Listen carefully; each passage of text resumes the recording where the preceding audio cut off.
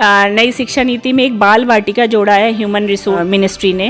तो इसमें 3 साल से 6 साल तक के बच्चों को फ्रीशिप में एजुकेशन देना है। ये दिसंबर से लेके मार्च तक है ये योजना कि आप फ्रीशिप हर एक स्कूल वाले एडमिशन दें, उन्हें पढ़ाएं, इस योग्य बनाएं कि वो क्लास में बैठें और बेसिक मैनर्स सीखें।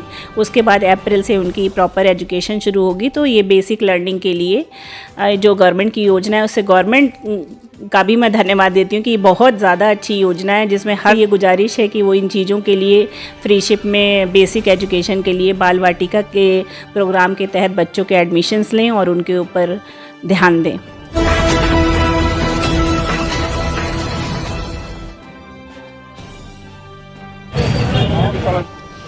जय हिंद मित्रों, वंदे मातरम। मैं आशीष श्रीवास्तव अपने अभिजीत तिवारी के साथ और आप देख रहे हैं लाइव न्यूज़ अभी तक। जैसा मित्रों आपको पता है कि हर हफ्ते हम एक सेगमेंट लेके आते हैं हेल्थ, एजुकेशन, सोशल, पॉलिटिक्स। तो आज हम लोग जो है एजुकेशन के अकॉर्डिंग आए हुए हैं श्रीमती मनीषा वर्मा, जो कि प्राचार्य हैं saint Thomas international school, Munari road पे पड़ता है, सारनाथ। जैसा मित्रों आपको पता है कि हम लोग जो हमारे दूर दराज के व्यूवर्स हैं जो कि हमसे मेल के द्वारा बात करते हैं और एजुकेशन पे बात करते हैं, क्योंकि बनारस या काशी एक हब है एजुकेशन का, उसी के अकॉर्डिंग आज हम लोग जो है सारनाथ में मुनारी पे स्कूल है सेंट थॉमस इंटरनेशनल स्कूल, वहाँ पे हम लोग आए हुए हैं और हम लोग एजुकेशन के बारीकियों को समझेंगे। और जहाँ तक हो सकेगा हम मैम से ये आग्रह भी करेंगे कि आप लोग को ज़्यादा सरल शब्दों में ये ब्रीफ करें, समझाएं कि बच्चों को किस तरीके से पढ़ाएं। जो न समझ में आए, स्कूल का एड्रेस मेरे नीचे मोबाइल नंबर पे चलता रहेगा न्यूज़ पे, आप यहाँ पे कंसल्ट भी कर सकते हैं। तो मैम, आपने जो लाइव न्यूज़ के लिए समय दिया उसके लिए बहुत बहुत धन्यवाद आपका। और अपना परिचय एक बार आप स्वयं हमारे चैनल पर दे दें। Thank you so much. मुझे बहुत खुशी है कि आप लोग हमारे यहाँ आए और इंटरव्यू के लिए आप अपना भी टाइम निकाले। ये चीज़ हमारे लिए भी अच्छी है। मैं आपको चीज़ के लिए धन्यवाद करती हूँ। और अब हम लोग प्रकाश डालेंगे विभिन्न विषयों में, तो आप पूछ सकते हैं जो भी आपको पूछना है। मैम, सबसे पहला ये देखा गया है कि 2014 के बाद गवर्नमेंट चेंज हुई। गवर्नमेंट क्या चाहिए, एक तरीके से पूरे भारत की परिदृश्य बदल गई। UPA government, NDA government. तो 2014 के पहले की शिक्षा, जो कि मैं भी उसी शिक्षा के तहत मैं पढ़ा हुआ हूँ और आपके पास उपस्थित हूँ, और अब की शिक्षा में, क्योंकि आप इतने बड़े जो है विद्यालय को चला रही हैं, आप रूबरू रोज़ होती होंगी, सीबीएसई से भी होती होंगी, कुछ गार्जियन से भी होती होंगी, तो आपको शिक्षा में क्या बेसिक क्या अंतर दिखा? बेसिक इस समय कॉम्प्रिहेंशन पावर और मूल्यों में अंतर मुझे दिखाई देता है कि जिस तरह से हमारे समय में बच्चे बहुत मूल्य पर शिक्षा होती थी, जिसमें उनके अंदर जो अदब, तहज़ीब, जो हम सभी एक्सपीरियंस करते हैं हमारे समाज में है, कि उस समय जो टीचर के प्रति जो अदब तहज़ीब थी, जो उनके एथिकल मूल्य थे, वैल्यूज़ थी, उन पे ज़्यादा लोग प्रकाश करते थे। अब तो बस बहुत ही फास्ट एंड फ्यूरियस वे में चीज़ों को क्विक लर्निंग सिखाई जाती है, जिसमें क्विक उनको इनकम के सोर्स ही उनके दिमाग में होते हैं। उनको ये नहीं है कि उसकी क्या वैल्यू है या हम क्या इम्पैक्ट समाज में छोड़ के जाएंगे। इसके लिए उनका कोई प्रूडेंशियल अप्रोच मुझे नहीं दिखाई देता है। इवन गार्जियंस में भी नहीं दिखाई देता है और बच्चों में बिल्कुल नहीं दिखाई देता है, जिसके लिए हम अपने स्कूल में प्रयास करते हैं कि उन वैल्यू को हम अपने बच्चों में डाल सकें। मैडम, एक चीज़ और देखा गया है, जो नई एजुकेशन पॉलिसी आई है, और ऐसा क्या कारण था कि न्यू एजुकेशन पॉलिसी लाने की ज़रूरत थी आपके विचारों से, और उसमें क्या क्या है? क्या बच्चों के पूरी सर्वांगीण विकास की बातें हैं, या बौद्धिक क्षमता की बातें, या फिर सिर्फ जो है एक रोजगार परक बनाने के लिए है? न्यू एजुकेशन पॉलिसी में स्पेशली एक्टिव बेस्ड लर्निंग को फोकस किया गया है, जो चीज़ें मुझे बहुत ज़्यादा पसंद हैं, जिसमें हर तरह के बच्चे, जो बच्चे एक्टिविटी बेस्ड लर्निंग करना पसंद करते हैं, जो स्टैटिक मोड में बैठ के सुनना समझना नहीं पसंद करते हैं, उनके लिए बहुत ही अच्छा है। तो इस वे में ये न्यू एजुकेशन पॉलिसी बहुत ही इफ़ेक्टिव और फ्रूटफुल है बच्चों के लिए। लेकिन कुछ चीज़ें इसमें कमियाँ हैं, जैसे जो बच्चों में राइटिंग पावर थी, कॉम्प्रिहेंशन पावर थी, जो हम लोग के समय में ज़्यादा ध्यान दिया जाता था, अब वो चीज़ें नहीं है। ऑब्जेक्टिव लर्निंग पे ज़्यादा ध्यान है। बोर्ड्स में भी बहुत ज़्यादा उनके कोर्स भी लिमिटेड कर दिए गए हैं, half yearly course first term में, एनुअल कोर्स सेकेंड टर्म में, जिससे उनकी जो है जो लर्निंग कैपेसिटी है और क्रिटिकल थिंकिंग कैपेसिटी है, वो मुझे लगता है इस एजुकेशन पॉलिसी के तहत पहले से काफ़ी कम हो जाएगी। मैडम, एक चीज़ और ये जानना चाहता हूँ मैं कि यहाँ पे जो हमारे व्यूअर्स पूछते हैं कि अगर हम लोग नॉर्थ साइडर के हैं, नॉर्थ इंडिया के हम लोग हैं, तो यहाँ पे थोड़ी सी इंग्लिश प्रोनाउंसिएशन में प्रॉब्लम होती है। इंग्लिश लैंग्वेज जो है, क्योंकि आप इंग्लिश से एमए की हुई है, जहाँ तक मुझे मिला हुआ था चार्ट, तो एक तो मैडम, मैं ये जानना चाहता हूँ कि इंग्लिश आज के परिदृश्य में एक बच्चे के भविष्य के लिए कितना बड़ी ये मतलब उपलब्धि है इंग्लिश, या फिर वो अपने मदर टंग में भी जो है वहाँ तक वो पहुँच सकता है? ये आपने बहुत ही अच्छा क्वेश्चन पूछा है। मुझे बहुत इन चीज़ों की चिंता होती है। कई बारी बच्चे इस चीज़ को लेके कंफ्यूज होते हैं कि इंग्लिश लर्निंग या इंग्लिश स्पीकिंग हमें सीखना क्यों ज़रूरी है। So I think in our own country कि हमारे पास 14 लैंग्वेज है, नेशनल लैंग्वेज, उसमें इंग्लिश कॉमन लैंग्वेज बहुत ज़रूरी है अपने देश के लिए भी, विदेशों के लिए तो और भी ज़्यादा ज़रूरी है, क्योंकि इंग्लिश नहीं होगा। English is just like a window by which children can see the whole world. English is very important to know, to understand, लेकिन इंग्लिश हमारी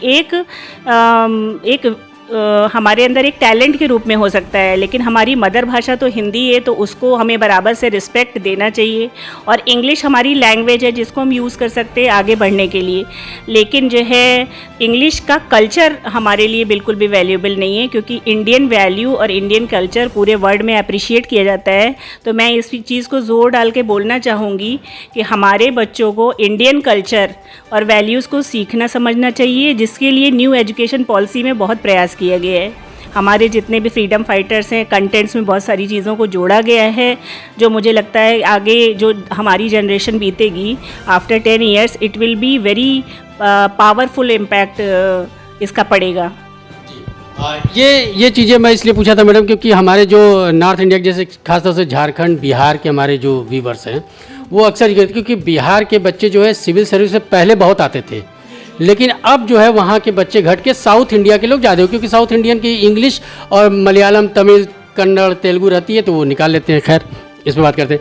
मैडम एक चीज़ जो कि और भी हमारे पेरेंट्स पूछते हैं, हम सभी भावक, कि यहाँ पे ऐसी पूछते भी हैं और हमने देखा भी है कि ऐसी क्या इतना लेंदी पढ़ाई हो गई है या इतना टफ हो गया है, कठिन हो गया है कि स्कूल में बच्चे 5 घंटे 6 घंटे पढ़ने के बाद भी जो ट्यूशन या कोचिंग की तरफ हो जाते हैं, इसका क्या कारण है?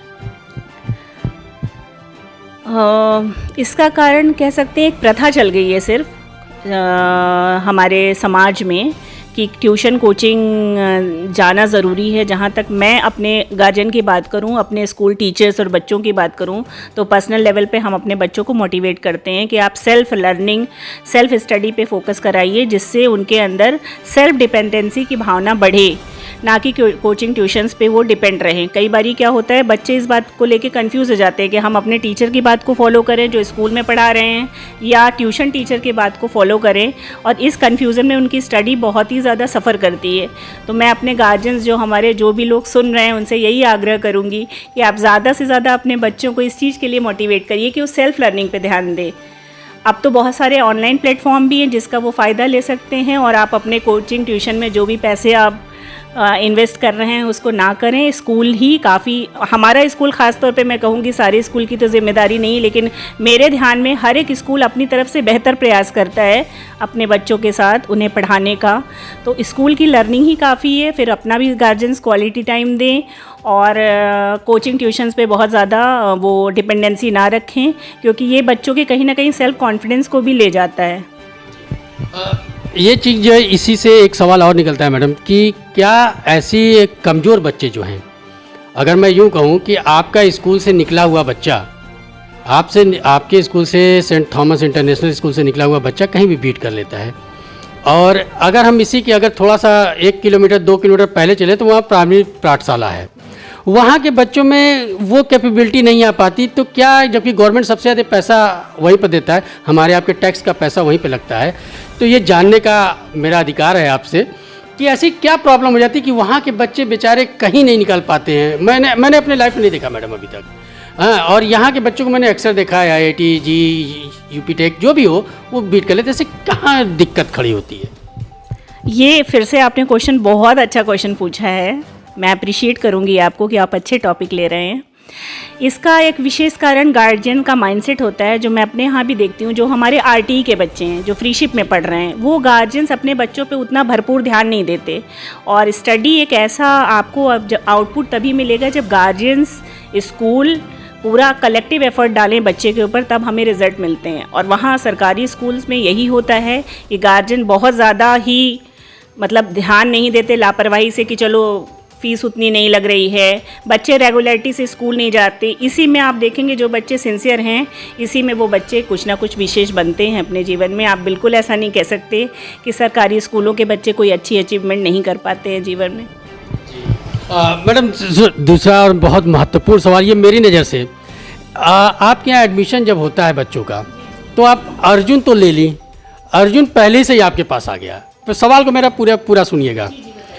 अर्जुन आपके पास पहले ही से आ गए, यानी उनको पता है कि हमको मछली की आँख भेज देनी है। लेकिन जब आपके यहाँ एकलव्य आ जाता है तो फिर उसको कैसे तैयार करती हैं आप कि वो अर्जुन की श्रेणी में खड़ा होकर प्रतियोगिता को बीट करे? ये थोड़ा मुश्किल सवाल है आपका। तो मेरी तो कोशिश यही रहती है कि मेरे सभी बच्चे एकलव्य अर्जुन के बराबर ही बने, और उसमें कोई हार जीत की बात नहीं है।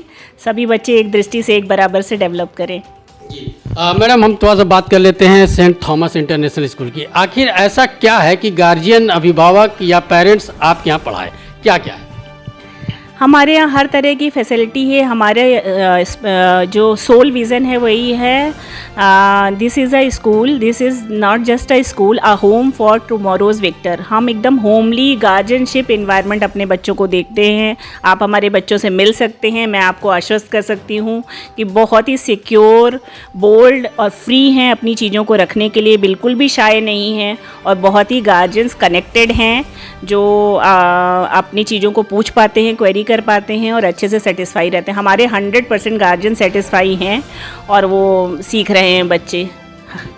अगर मैं टीचर की एबिलिटी पे बात करूं कि यहाँ की जो टीचर की अर्हताएँ होती हैं, आप कैसे उसको सेलेक्ट करती हैं, क्या देखती हैं उन टीचरों में? क्योंकि बच्चे जो छोटे किडी इस तरह के बच्चे होते हैं उनको पढ़ाना बहुत डिफ़िकल्ट है, तो उसको आप कैसे, उन लोगों को क्या मतलब किस हिसाब से उनकी मतलब आप इंटरव्यू लेती हैं या कैसे लेती हैं कि आप उनको सेलेक्ट करती हैं और ये कहती हैं कि समझती हैं कि ये मेरे बच्चों को अच्छे तरीके से पढ़ाएंगे? सबसे पहले तो इसके लिए तो जो क्राइटेरिया है वो ये है कि उनकी एंटिटी ट्रेनिंग होनी चाहिए, तो वो तो है ही है। और फिर सबसे पहले टीचर्स आते हैं तो उनके एप्लीकेशंस होते हैं जिनको फुलफ़िल करते हैं टीचर्स, तो मैं उनकी राइटिंग देखती हूँ, उनकी सारी एक्सप्रेशंस देखती हूँ। फिर उनका साइकोलॉजिकल टेस्ट भी एक हमारी कोर कमेटी लेती है, जिसमें हम लोग बच्चों से रिलेटेड क्वेश्चन पूछते हैं कि डिफरेंट चाइल्ड की प्रॉब्लम है तो आप किस तरह से उसे वो करोगे, तो वो अगर बताते हैं और मैं समझती हूँ, हमारी कोर कमेटी समझती है कि साइकोलॉजिकल ट्रीटमेंट बच्चों का प्रॉपर करेंगे, हैंडलिंग के लिए कैपेबल हैं, तो हम उन्हें फाइनली सेलेक्ट करते हैं। तो इसके लिए हम फिर बाद में उनको ट्रेनिंग भी देते हैं। मल्टीपल ऑनलाइन प्लेटफॉर्म पे ट्रेनिंग होती है CBSE के। फिर हम वर्कशॉप भी ऑर्गेनाइज़ करते हैं जिसमें हम टीचर को भरपूर ट्रेन करते हैं, जिसमें वो अच्छे से लेसन प्लानर कैसे बनाना है, प्ले वे लर्निंग कैसे है, एक्टिविटी बेस्ड लर्निंग कैसे है, जिसमें सभी बच्चे इंटरेस्ट से पढ़ाई कर सकें और चीज़ों को समझ सकें। इन चीज़ों पे ध्यान दिया जाता है। अगर मैं पर्सनालिटी डेवलपमेंट की बात करूं madam, mental ability, personality development, तो फिर एक चीज़ और देखने में आता है मैडम कि यहाँ पे क्योंकि हमारा जो स्कूल है थोड़ा सा रूरल बेल्ट में आता है और यहाँ के जो इतने गार्जियंस या अभिभावक, हर अभिभावक को तो मैं नहीं कहूँगा, लेकिन कुछ अभिभावक थोड़ा सा ये मोरल रूप से उतना स्ट्रांग नहीं हो पाते अपने बच्चों के प्रति, तो उनके बच्चे कमज़ोर हो जाते हैं। तो उन कमज़ोर बच्चों के लिए आप क्या प्रोग्राम चलाती हैं या आपके पास क्या ऐसा योजनाएं हैं जो इसको संचालित करती हैं? इसके लिए तो पहले हमें उनका टेस्ट लेना होता है, समझना होता है, वो ऑब्जर्वेशन में रहते हैं सभी बच्चे, और फिर हम लोग कुछ बच्चों की लिस्ट बनाते हैं, शॉर्ट लिस्ट, जिसमें पाया जाता है कि रीडिंग से संबंधित इनकी वीकनेस है या राइटिंग से या अंडरस्टैंडिंग बेस है, क्या चीज़ें उनके अंदर, फिर उनकी शॉर्ट लिस्ट करके हम एडिशनल ट्यूशन क्लास चलाते हैं जिसमें उनकी ये सारी प्रॉब्लम्स को रेक्टिफाई किया जाता है। जी मैडम, ये है कि अपना विद्यालय जो है वो 10+2 भी है, तो ये चीज़ देखा गया है कि मैडम मैं थोड़ा सा 10+2 के ऊपर चल रहा हूँ, तो ये कह रहा था मैडम कि अब साइंस, फिजिक्स, केमिस्ट्री के अलावा कॉमर्स को भी विशेष ध्यान दिया जा रहा है, तो क्या अपने स्कूल्स में कॉमर्स की सुविधा है क्या, और क्या कॉमर्स के लिए विशेष रूप से क्या ऐसी कुछ व्यवस्था की है जिससे कि आदमी जाके आगे अर्थशास्त्री बन सके? हाँ, बिल्कुल। इसके लिए हमारे जो टीचर्स हैं काफ़ी कैपेबल हैं और वो पूरा ध्यान रखते हैं इन चीज़ों का, और हमारे विजिटिंग फैकल्टी भी आती है BHU से जो उनको सुपरवाइज़ करती है कि इससे रिलेटेड आप भविष्य में क्या क्या आपके करियर ऑब्जेक्टिव हो सकते हैं, तो वो उनकी काउंसलिंग फ्रिक्वेंटली चलती रहती है। जी और मैडम एक चीज़ और ये कहने का मतलब है मेरा कि यहाँ पे अगर हम थोड़ा सा सब्जेक्ट से थोड़ा सा हट रहे हैं कि ऐसी क्या प्रॉब्लम आ जाती है कि जैसे कि गवर्नमेंट बहुत सी स्कीम निकाली है एजुकेशन को लेके सरकार, और कहा भी जाता है किसी भी राष्ट्र की विकास की गति जो है वो किताबों से होके ही गुजरती है। तो ऐसा क्या हो जाता है मैडम कि हम जो है फीटर बनाने पे लगे हुए हैं, ITI करा दिया, IIT नहीं, वो तो समझ सकते हैं, Indian institute of technology, ITI करा के बच्चों का जो है फीटर के रूप में या कहीं वेंडर के रूप में सरकार ध्यान दे रही है इस पे। और यहाँ पे अगर मेरे अंदर अगर योग्यता है एरोनॉटिक्स इंजीनियर बनने की, तो उसके कहीं नहीं लगता कि प्रतिभा का पलायन या दबायन किया जा रहा है? जी, अब मैं पर्सनल तो मैं ये बात को आपको एग्री बिल्कुल भी नहीं करूँगी, क्योंकि मैंने कई बारी अपने असेंबली में, अपने कॉमन टीचर मीटिंग में ये कहा है कि हमें बच्चों को productive member of the nation बनाना है, जिसके लिए उनके अंदर राष्ट्र प्रेम होना चाहिए, उनके अंदर धार्मिक भाव होना चाहिए, ह्यूमैनिटी होनी चाहिए। और हम इस बात पे ध्यान, मैंने पर्सनल कई बारी काउंसलिंग करी है बच्चों की कि आपको एक एंटरप्रेन्योर बनना है, आपको इस तरीके से बनना है कि आप ये नहीं सोचिए कि हम एक करियर को ले लें और इस जॉब में जॉब करते रहें लाइफ टाइम। आप कुछ ऐसा विशेष बनिए, एंटरप्रेन्योर बनिए, कुछ ऊंचा सोचिए कि जिसमें आप खुद के लिए इनकम कर रहे हैं और बाकी लोगों के लिए सर्वाइवल का भी देख रहे हैं कि हम एक समाज में योगदान करने वाले किस तरह से व्यक्ति बन सकते हैं। तो ऐसा बिल्कुल भी नहीं है जी। बहुत अच्छे तरीके से ये सवाल को मैंने पूछा है। बिहार के एक व्यक्ति थे रमेश कुमार जी, उन्होंने ये सवाल किया था, वो मैम से किया, और मुझे लगता है कि इस सवाल से वो संतुष्ट हो गए। मैम, जो कि आपने समय दिया उसके लिए बहुत बहुत धन्यवाद। आप यहाँ के अभिभावक को, ख़ास तौर से यूपी के और जो अपने बनारस के अभिभावक हैं, उनको आप क्या संदेश देना चाहेंगी एज ए प्राचार्य? मैं ये संदेश देना चाहूँगी कि आजकल ये सबसे बड़ी चुनौती आ गई है अनुशासन की, जो पढ़ाई से भी ऊपर है। सबसे पहले हम बच्चों को अनुशासित रख पाएँ, उसके बाद हम अच्छे तरीके से उन्हें बैठा के पढ़ा पाएंगे, जिसके लिए हम लोग मेडिटेशन करवाते हैं, हम अपनी असेंबली में मेडिटेशन करवाते हैं, जिसके हमें बहुत अच्छे रिजल्ट्स मिल रहे हैं। उससे बच्चे बैलेंस रहते हैं, फोकस्ड रहते हैं, धीरे धीरे शांत और अच्छे चरित्र वाले बच्चे बन रहे हैं। ये बहुत इम्पॉर्टेंट है। वो किसी भी जॉब में जाएं, लेकिन एक अच्छे चरित्रवान बच्चे अगर बन जाते हैं, जो बनाना एक स्कूल की ही मॉरल ड्यूटी है, वो हर एक स्कूल को करना चाहिए। गार्जियन से भी मैं रिक्वेस्ट करूंगी कि वो अपना क्वालिटी टाइम दें, मेडिटेशन पे ध्यान दें, खुद भी और बच्चों को भी कराएं, और थोड़ा अपना क्वालिटी टाइम दें। कई बार पीटीएम में हम लोग ऐसी सिचुएशन फेस करते हैं जब गार्जियन कहते हैं हमारे पास टाइम ही नहीं है। तो मैं अनुरोध करूंगी कि आपका बच्चा है और वही आपका सपोर्टर होगा भविष्य में, तो आप उनको ज़रूर क्वालिटी टाइम दें। ये उनका अधिकार है कि गार्जियन उनको समय दें, ताकि वो और अच्छे प्रोडक्टिव मेंबर समाज में बन पाएँ। एक और चीज़ कहूँगी, नई शिक्षा नीति में एक चीज़ और भी जोड़ी गई है इस समय, वो है जो छोटे बच्चों में 3 ईयर्स से 6 ईयर्स के बीच में है, जिसमें जो है बाल वाटिका जोड़ा है ह्यूमन रिसोर्स मिनिस्ट्री ने। तो इसमें 3 साल से 6 साल तक के बच्चों को फ्रीशिप में एजुकेशन देना है। ये दिसंबर से लेके मार्च तक है ये योजना कि आप फ्रीशिप हर एक स्कूल वाले एडमिशन दें, उन्हें पढ़ाएं, इस योग्य बनाएं कि वो क्लास में बैठें और बेसिक मैनर्स सीखें। उसके बाद अप्रैल से उनकी प्रॉपर एजुकेशन शुरू होगी। तो ये बेसिक लर्निंग के लिए जो गवर्नमेंट की योजना है, उससे गवर्नमेंट का भी मैं धन्यवाद देती हूँ कि बहुत ज़्यादा अच्छी योजना है, जिसमें हर तबके के लोग लाभान्वित होंगे। तो हर एक स्कूल से ये गुजारिश है कि वो इन चीज़ों के लिए फ्रीशिप में बेसिक एजुकेशन के लिए बाल वाटिका के प्रोग्राम के तहत बच्चों के एडमिशन्स लें और उनके ऊपर ध्यान दें। मैम, आपने लाइव न्यूज़ के लिए समय दिया, उसके लिए बहुत बहुत धन्यवाद। जैसा कि आपने देखा मित्रों कि किस तरीके से मैम ने जो है बहुत अच्छे तरीके से सारे उत्तरों को समझाने की कोशिश की, और उम्मीद है और आशा भी करता हूँ कि इससे आप लोग लाभ लेंगे। और जो कुछ भी अगर क्वेरी होगी, मैम का ये नंबर नीचे चलता रहेगा, उस पर आप बात कर सकते हैं। तब तक के लिए थैंक यू, धन्यवाद।